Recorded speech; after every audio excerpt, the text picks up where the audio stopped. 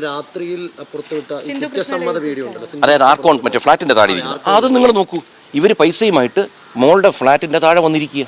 അതിനകത്ത് നിങ്ങൾ നോക്കൂ, ആണുങ്ങൾ ആരെങ്കിലും ഉണ്ടോ ഒരു ഫ്രെയിമിൽ? എൻ്റെ മകളും ഭാര്യയല്ല എൻ്റെ അത് സംസാരിക്കുന്നത്. ഇതാണ് ഞാൻ പറഞ്ഞത്, ഇവരിറക്കുന്നു. തീർച്ചയായിട്ടും ഞങ്ങളുടെ സ്ഥാപനത്തിൽ നിന്ന് പണം കൊണ്ടുപോയാൽ നമ്മൾ അവരോടല്ലേ ചോദിക്കേണ്ട? ആദ്യം നിങ്ങൾ എടുത്തോ ഇല്ലെന്ന് ചോദിക്കണ്ടേ? ഒരു കാരണം അറിയാൻ നമുക്ക് പോലീസ് സ്റ്റേഷനിൽ പോയിട്ട് ഇങ്ങനെ കുട്ടികൾ ഇതെടുത്തിട്ടുണ്ടെന്ന് പറയാൻ പറ്റുമോ? പറ്റത്തില്ല. ഇപ്പോൾ ഇവർ പണവുമായിട്ട് വന്നപ്പോഴത്തേക്ക് ഞങ്ങൾ ചോദിച്ചു നിങ്ങളുടെ ഫോൺ കാണിക്കാൻ പറഞ്ഞു. ഫോൺ കാണിച്ചു. ഫോണിനകത്ത് GPayക്കകത്ത് ഇവർ ട്രാൻസ്ഫർ ചെയ്യുന്ന പണത്തിൻ്റെ മുഴുവൻ റെക്കോർഡ്സ് കിടക്കുക. നമ്മൾ കോൾ ഹിസ്റ്ററി അല്ല ട്രാൻസാക്ഷൻ ഹിസ്റ്ററി നോക്കിയാൽ മതിയല്ലോ. അത് നോക്കുമ്പോൾ എത്രയോ ലക്ഷങ്ങൾ അതിനകത്ത് പോയിരിക്കുന്നു. അവിടെ നിന്നാണ് ഞങ്ങൾ പറഞ്ഞു ഇതല്ല, ഇത്രയും പൈസ പോരാ, ഈ നിങ്ങൾ എടുത്ത പൈസ തരും. അപ്പോൾ അസോസിയേഷൻ്റെ ഈ ഒരു ഫ്ലാറ്റിൻ്റെ താഴെ ആൾക്കൂട്ടം വന്നു കഴിഞ്ഞാൽ ഫ്ലാറ്റുകാരെന്താ പറയുക? കൃഷ്ണന്മാർ ഇവിടെ നിൽക്കാൻ പറ്റില്ല, ബുദ്ധിമുട്ടുണ്ടാവും ഫ്ലാറ്റുകാർക്ക്. ഞങ്ങൾ നിങ്ങളുടെ ഓഫീസിൽ പോകുന്നു, അതിനുള്ള വീഡിയോ ഉണ്ട്. ഞങ്ങളുടെ കാറിൽ കയറുന്നത്, കാറിൽ നിറങ്ങുന്നത്, ഞങ്ങളുടെ ഓഫീസിലിരിക്കുന്നത്. ഭീഷണിപ്പെടുത്തി തട്ടിക്കൊണ്ടുപോയി ഫോൺ പിടിച്ചു വാങ്ങി വെച്ചു, മറ്റുള്ളവരോട് ബന്ധപ്പെടാൻ സമ്മതിച്ചില്ല എന്നൊക്കെയാണ് അവർ പറയുന്നത്. എന്തിനാ ആ വീഡിയോയ്ക്ക് തന്നെ ഒരു ഫോൺ വെച്ചിരിക്കുന്നത്? ഈ മറ്റൊരു കാര്യം ചെയ്തത്, താങ്കൾ ഒരു ദൃശ്യങ്ങളിൽ പ്രചരിച്ച ദൃശ്യങ്ങളിൽ താങ്കളടക്കം ഒരു പേപ്പറിൽ അവരുടെ ഒപ്പിട്ട് വാങ്ങുന്നത്, അതിലെ കണ്ടന്റ് എന്താ?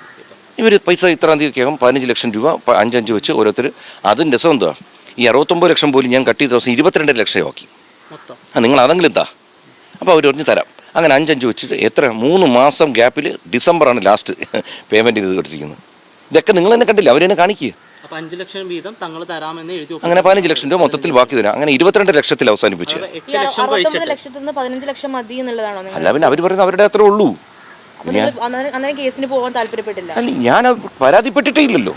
ഇതിന് ശേഷം രാത്രി മകളെ വിളിച്ച് ഭീഷണിപ്പെടുത്തിയതിന് ശേഷമാണല്ലോ ഞാൻ കേസിന് പോകുന്നത്. അവർ ചില ഓഡിയോകൾ പുറത്തുവിടുന്നു, അതായത് നിങ്ങളെ 3 പേരെയും ഞങ്ങൾ തുലയ്ക്കും, അങ്ങനെയൊക്കെയുള്ള ഒരു ഭീഷണി ദിയയുടേത് എന്ന് പറയുന്ന ഒരു ശബ്ദം പുറത്തു വിട്ടിരുന്നു. അത് ശ്രദ്ധയിൽപ്പെട്ടിരുന്നു. പിന്നെ ശരി തന്നെയല്ലേ? കാരണം വെച്ച് കഴിഞ്ഞാൽ പണം പോകുന്ന ആളുടെ വിഷമം വരും. പണം പോകുമ്പോൾ നമ്മളെ വിളിച്ച് സ്നേഹിക്കുകയും ഉമ്മയ്ക്കൊന്നുമില്ല ചെയ്യുന്നത്. ഇതൊക്കെ ഏറ്റവും മിനിമം അല്ലേ? നിങ്ങളുടെയൊക്കെ വീട്ടിൽ നിങ്ങൾക്ക് പൈസ പോകുമ്പോൾ നിങ്ങൾ ഒന്ന് ആലോചിച്ച് നോക്കൂ. ഒരു 10,000 രൂപ തട്ടിക്കൊണ്ടുപോയി നമുക്ക് നിശ്ചയമുണ്ട്, ഇന്ന ആളെ തട്ടിക്കൊണ്ടുപോയി നമ്മൾ വിടുവോ? സംസാരം വളരെ മാന്യമായിരിക്കുമോ? ഒരു രാഷ്ട്രീയ പ്രവർത്തകനും കൂടിയാണ്, അപ്പോൾ അത്തരത്തിൽ ചോദ്യം ചെയ്യാനുള്ള ഒരു അധികാരം ഉണ്ട് എന്ന് തോന്നുന്നുണ്ടോ? അതായത് ആർക്കും ആരെയും ചോദ്യം ചെയ്യാനുള്ള അധികാരമില്ല. ആർക്കും അല്ല. എൻ്റെ സ്വാഭാവികം, എൻ്റെ സ്ഥാപനത്തിൽ നിന്ന് പണം പോയാൽ ഞാൻ ആരോടാ ചോദിക്കണ്ടേ? നിങ്ങളൊന്ന് ആലോചിക്കൂ. ഞാൻ ചോദിക്കേണ്ട എൻ്റെ സ്റ്റാഫിനോട് ചോദിക്കുന്നത്. ഇതൊന്നും ഞാനെന്നല്ല, ആരാണെങ്കിലും ചോദിച്ചു പോവും. പിന്നെ ഞാനവിടെ ഫോൺ കോൾ നിങ്ങൾ റെക്കോർഡ് ചെയ്തോളം പറയൂ. കാരണം ഇതിനു മുമ്പ് ഇവിടെ പല രാഷ്ട്രീയക്കാരുടെ ഫോൺ കോളുകൾ റെക്കോർഡ് ചെയ്ത് നിങ്ങൾ കണ്ടിട്ടുണ്ട്, MLA-മാരുടെയൊക്കെ. ഇതൊക്കെ ഒരു രസമാണ്. അതിലെല്ലാം തോറ്റു കഴിയുമ്പോൾ, പിടിക്കപ്പെടുമ്പോൾ ലാസ്റ്റ് റിസോർട്ടാണ് ജാതിക്കാരുടെ അടുത്തത്. ഇനി തുടർ നടപടികൾ എന്തൊക്കെയാണ്?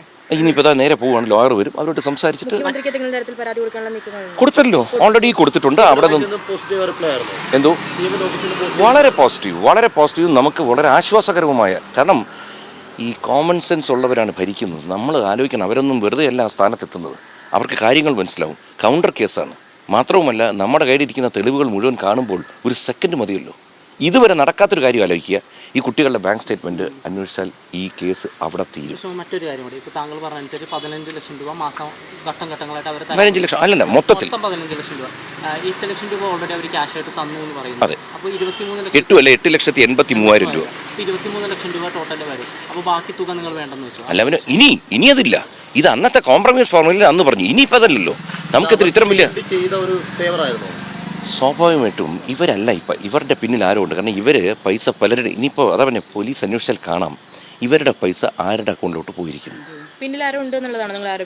കാരണം ഈ കുട്ടികൾക്ക് ആയിരിക്കാം. ഇതൊന്നും നമ്മൾ കാണാത്ത കാര്യം പറയാൻ പറ്റില്ല. കാരണം ഈ കുട്ടികൾ സാധാരണ വീട്ടിലെ കുട്ടികളാണ്. ഇവർക്ക് അതിനുള്ള ബുദ്ധിയുണ്ടെന്ന് എനിക്ക് തോന്നുന്നില്ല. ഇവരുടെ പിന്നിൽ അല്ലെ തന്നെ ഇപ്പോൾ ആലോചിക്കുക, ഈ സ്റ്റേഷനിലോട്ട് കുട്ടികളെ കൊണ്ടുവന്നതൊക്കെ ആരോ 2 പേര് അവർ പറഞ്ഞു കൊടുക്കുന്ന കുട്ടി പ്രകാരം ഈ കുട്ടി സംസാരിക്കുന്നു. ഒന്ന് ആലോചിച്ച് നോക്കി. അപ്പോൾ ഇവരെ ഞങ്ങളുടെ അടുത്ത് നിന്ന് സംസാരിക്കുന്ന ഒരു വീഡിയോ നിങ്ങൾ നോക്കൂ.